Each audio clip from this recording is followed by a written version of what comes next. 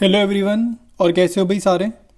तो भाई हम एग्ज़ाम मंथ में एंटर कर गए हैं। ठीक है, फेबररी स्टार्ट हो गया और ये वीडियो मैंने स्पेशली बनाई है।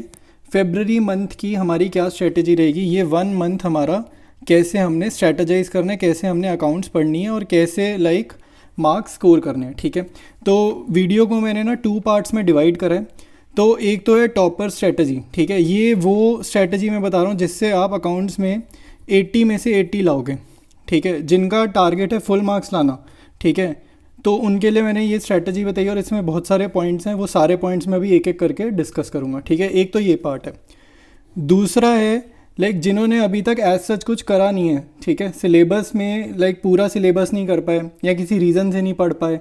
ठीक है, या वैसे मस्ती करते रहे पूरा साल और अब टेंशन हो रही है भाई कि फेब्रवरी आ गया क्या करें। ठीक है, तो उनको भी मैंने मार्क्स अच्छे ही दिलाने हैं।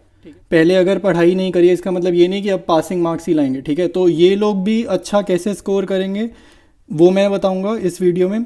और जिनका टारगेट फुल मार्क्स का है, ठीक है, तो वो मैं बताऊंगा इस टॉपर स्ट्रेटजी में। ठीक है, तो पहले हम करेंगे डिस्कस टॉपर स्ट्रेटजी और लास्ट में, ठीक है, फिर मैं बताऊंगा दूसरे वाले स्ट्रेटजी के बारे में। ठीक है, तो स्टार्ट करते हैं वीडियो।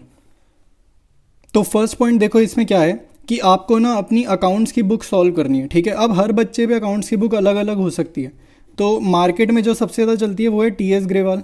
ठीक है, फिर सेकंड नंबर पे चलती है डीके गोयल और थर्ड में मैंने नोटिस करा है कुछ बच्चे एनसीईआरटी भी अकाउंट्स की फॉलो कर रहे हैं। ठीक है, तो अब देखो आपके पास अगर टीएस ग्रेवाल है ना या डीके गोयल है, ये दोनों बुक हैं, ये रेफरेंस बुक है हमारी। अगर आपके पास इनमें से कोई भी बुक है, आपने सॉल्व करने इसके अनसॉल्व्ड क्वेश्चंस। ठीक है, अनसॉल्व मतलब जो एक्सरसाइज होती है ना, प्रैक्टिकल प्रॉब्लम्स पीछे गिवन होती है, वो क्वेश्चंस सारे करने हैं आपने। प्लस आपने करनी है इलस्ट्रेशंस। ठीक है, इलस्ट्रेशंस आपको पूरी बुक की करनी है। मैं ये नहीं कह रहा तीनों बुक सॉल्व करनी है। जिसके पास टीएस ग्रेवाल है वो टीएस ग्रेवाल में ये दोनों काम करेगा। जो डीके गोयल से पढ़ रहा है वो उस बुक के अनसॉल्व्ड और इलस्ट्रेशंस दोनों पढ़ेगा। जो एनसीईआरटी कर रहा है वो भी फिर एनसीईआरटी कंप्लीट करेगा, अनसॉल्व भी और इलस्ट्रेशन भी। ठीक है, आप कोई भी एक बुक फॉलो कर लो, वो बुक आपके लिए सफिशिएंट रहेगी। ठीक है, तो ये हो गया हमारा पॉइंट नंबर 1। सेकेंड पॉइंट क्या रहेगा भाई, मान लो आपने अब फेब्रवरी में आ गया, आपकी बुक पूरी रेडी है। ठीक है, जो भी रेफरेंस बुक या एनसीईआरटी जो भी फॉलो कर रहे हो वो आपकी तैयार हो गई है। तो अब आपको करनी है प्रीवियस ईयर क्वेश्चंस। ठीक है, ये बहुत इंपॉर्टेंट रहता है। प्रीवियस ईयर क्वेश्चंस करना बहुत इंपॉर्टेंट है। इसलिए इंपॉर्टेंट है, इससे एक तो हमें आइडिया लग जाएगा कि कैसा पेपर में पूछा जाता है। ठीक है, हमें क्वेश्चंस का आइडिया लग जाएगा। और दूसरा, आपने सिर्फ क्वेश्चंस नहीं करने। ठीक है, आपने इसको करना है सैम्पल पेपर्स के फॉर्मेट में। ठीक है, सैम्पल पेपर मेरा कहने का मतलब है पिछले सालों के पेपर उठाओ, 3-3 घंटे के घर पर बैठकर खुद ही। ठीक है, आपने एग्ज़ाम देना है खुद को ही। ठीक है, सेल्फ टेस्ट लो, अपना ही टेस्ट लो, स्टॉप वॉच लगाओ या टाइमर लगाओ और अपने 3-3 घंटे के पेपर लो। ठीक है, और इसमें एक बहुत इंपॉर्टेंट पॉइंट एक ऐड करूँ, आपका जो एग्ज़ाम बोर्ड का टाइम रहेगा, ठीक है, 10:30 to 1:30 रहता है।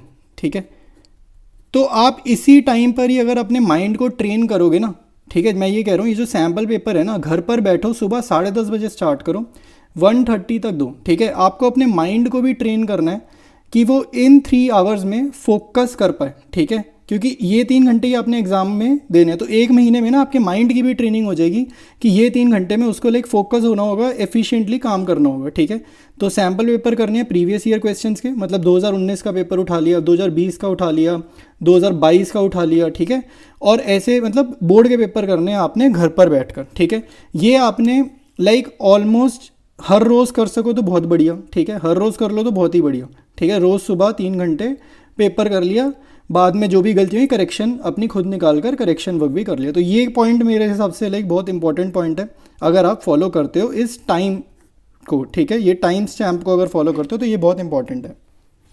नेक्स्ट पॉइंट है भाई डिस्ट्रैक्शन रिलेटेड। ठीक है, आपको अनइंस्टॉल करनी है अपने फ़ोन में से वो एप्लीकेशंस जो डिस्ट्रैक्ट करती हैं। ठीक है, इसमें नंबर 1 पे आई थिंक मेरे हिसाब से आजकल जो सारे यूज़ करते हैं वो है इंस्टाग्राम, ठीक है, स्नैपचैट।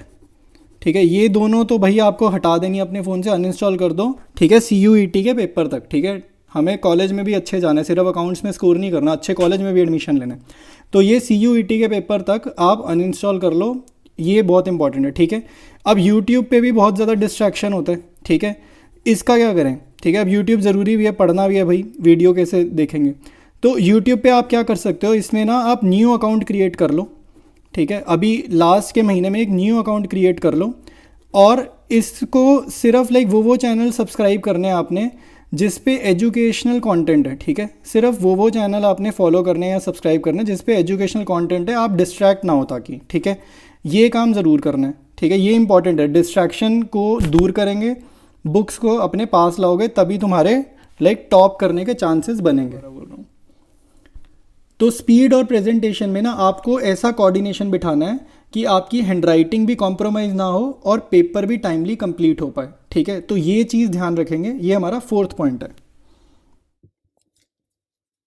देखो लास्ट पॉइंट जो है ना, ये लाइक थोड़ा पढ़ाई रिलेटेड नहीं है, तो इसमें आपने लाइक ध्यान रखना है, लाइक इवन ना आप इसको अपने लाइफस्टाइल में भी अपना लो ना तो बहुत अच्छा रहेगा।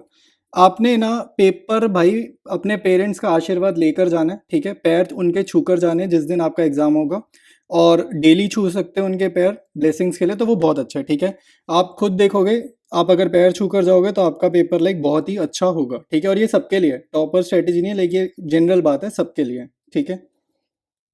प्रोसीड करेंगे अब हम अपने वीडियो के सेकंड पार्ट में, ठीक है। ये वो बच्चे हैं जिनकी अभी तक तैयारी बढ़िया नहीं चल रही, किसी भी रीज़न से हो सकता है वो, ठीक है, अपनी मर्जी से या कोई फैमिली सिचुएशन की वजह से या बीमार हो गए या कोई भी रीज़न है, ठीक है। अब मार्क्स इनको भी अच्छे लाने हैं, ठीक है। तो अब आपने क्या करना है, देखो आपकी जो भी बुक चल रही है ना, इसमें पार्टनरशिप पर ज़्यादा फोकस करना है, ठीक है। कोई भी बुक आप फॉलो कर रहे हो, टी एस अग्रवाल, डी के अग्रवाल, जो भी है, पार्टनरशिप पे ना सबसे ज़्यादा फोकस करना है, इसकी मैक्सिमम वेटेज रहेगी, ठीक है। ये अच्छे से करके जानी है, अगेन वही अनसॉल्व भी करने हैं, ठीक है, इलस्ट्रेशंस भी करनी है, पार्टनरशिप पे अच्छे से फोकस करने हैं, ठीक है। सेकेंड पॉइंट ये रहेगा भाई, आपने बाकी पार्ट्स करने हैं, कंपनी अकाउंट्स और एनालिसिस करना है, ठीक है, वो बुक से ही कर लो, ठीक है। कंपनी अकाउंट्स और एनालिसिस बुक से कर लो, और साथ में कर लो प्रीवियस ईयर क्वेश्चंस, ठीक है। प्रीवियस ईयर क्वेश्चंस, बस ये दो काम कर लो, ठीक है। सैम्पल पेपर करने का टाइम होगा नहीं क्योंकि अभी तो हमारा सिलेबस ही पूरा नहीं हुआ। आप ये दो काम कर लो, पार्टनरशिप पे पूरा फोकस, ठीक है, ये तो बहुत अच्छे से करनी है, और प्रीवियस ईयर क्वेश्चंस पूरे सिलेबस के, ठीक है, ताकि आपका कुछ भी छूटे ना, ठीक है। ये दोनों काम आपने ज़रूर करना है, और बाकी वो जो पॉइंट्स है कि भाई कि अनइंस्टॉल करनी है ऐप्स, ठीक है, और प्रेजेंटेशन और स्पीड पे ध्यान रखना है, इंस्टा वगैरह नहीं चलाना, वो तो जनरल पॉइंट्स है वैसे भी, वो आपने ही फॉलो करना है। लेकिन पार्टनरशिप और पीवाईक्यूज, ये मेरे हिसाब से दो इंपॉर्टेंट टिप्स रहेंगी जिनका अभी तक सिलेबस नहीं हुआ और थोड़ी लाइक तैयारी मुश्किल चल रही है। थर्ड पॉइंट जो है वो ये है कि भाई कभी कभी क्या होता है, हमें ना फियर हो जाता है पेपर देने से। अब फियर क्यों हो जाता है कि कई बारी बच्चों का ना लाइक प्री बोर्ड्स नहीं अच्छे जाते, ठीक है, या 12th क्लास में टर्म 1 नहीं अच्छा गया, या हो सकता है ना प्री बोर्ड्स अच्छे गए ना टर्म 1 अच्छे गए, और क्लास टेस्ट भी खराब गए, ठीक है। तो हमें ना फियर हो जाता है कि भाई क्योंकि अब तक कुछ अच्छा नहीं हुआ ना, तो अब बोर्ड एग्जाम्स भी अच्छा नहीं होगा, ठीक है। तो ऐसा नहीं है, ठीक है, ऐसा नहीं होगा, यकीन मानो भाई, मेरी बात पे सच में यकीन मानो। बोर्ड एग्जाम्स में ना आपके मैक्सिमम परसेंटेज आएगी आपकी पूरी क्लास 1 to 12 में, ठीक है। 1 to 12 में मैक्सिमम परसेंटेज अगर किसी क्लास में अगर आपकी होगी ना, तो वो 12th क्लास में होगी, ठीक है, 12th क्लास में। क्योंकि 12th में ना मार्क्स हर बच्चे के उसकी लाइफ में लाइक पर्सनली, लाइक किसी भी आप अपने सीनियर से पूछोगे ना कि कौन सी क्लास में हाईएस्ट परसेंटेज आई, तो वो 12th क्लास बताएगा, ठीक है। तो मार्क्स अच्छे आएंगे, ठीक है, पढ़कर जाओगे मार्क्स अच्छे आएंगे, और पुरानी बातें भूल जाओ, ठीक है, जो हो गया, अब पढ़ लो, 1 महीना टाइम है, ठीक है, 1 महीने का टाइम है, इसमें पढ़ लो, डिसेंट स्कोर आएगा, अच्छा स्कोर आएगा, पहले जैसे होता था किसी भी क्लास से कंपेयर करोगे उससे ज़्यादा ही आएगा, ठीक है। तो ये सारी बातें फॉलो कर लोगे, आपका बोर्ड एग्जाम्स अच्छा आएगा। बाकी मैं प्रीवियस ईयर क्वेश्चंस डाल ही रहा हूँ, ठीक है, तो आपको लाइक बहुत हेल्प होगी, उसको भी प्रैक्टिस करो, और अपनी तरफ से अब टाइम वेस्ट नहीं करना, ठीक है, टाइम वेस्ट बिल्कुल नहीं करना, ठीक है। तो मेरे हिसाब से इतना ही है, ठीक है। कोई भी डाउट्स हैं, कोई भी मन में कुछ भी बात आ रही है, लाइक मेरे से तुम पूछ सकते हो, ठीक है, बिल्कुल तुम्हारे लाइक बड़े भाई जैसा ही हूँ, कुछ भी तुम्हें डाउट्स है तुम कमेंट्स में पूछो, ठीक है। बाकी हम मिलते हैं नेक्स्ट वीडियो में।